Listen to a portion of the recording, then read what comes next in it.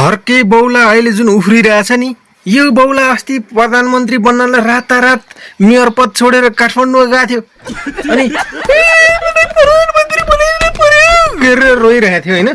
अब अहिले निलम्बन भए नि होस् भनेर संसद भवनमा यस्तो उफ्रिरहेछ निलम्बन गरिदियो भने फेरि त्यहाँ पनि रोको हेरिदिनु पर्ने होला।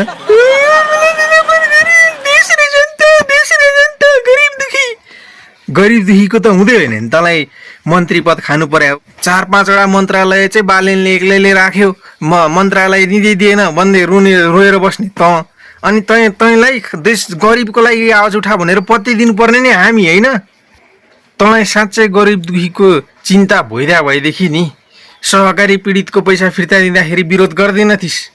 सीमामा त्यहाँ अन्याय भइरहेछ, इन्डियाको चाहिँ सामान यता नेपालमा आइरहेछ, नेपाली सामानहरू चाहिँ बिक्री नभएर त्यहाँ जनताहरू रोइरहेछन् बोर्डर छेउमा, हेरेर बस्नुपर्छ बिजोग। यता हामी पहाडपट्टि खोले त कमसेकम बिजोग त हेर्नु पर्दैन, उताबाट सामान यता आएको, उनीहरू त सामान यता आएको हेरी त्यहाँ बिजोग देखेर रोइरहेछन् साँच्चै भनेको।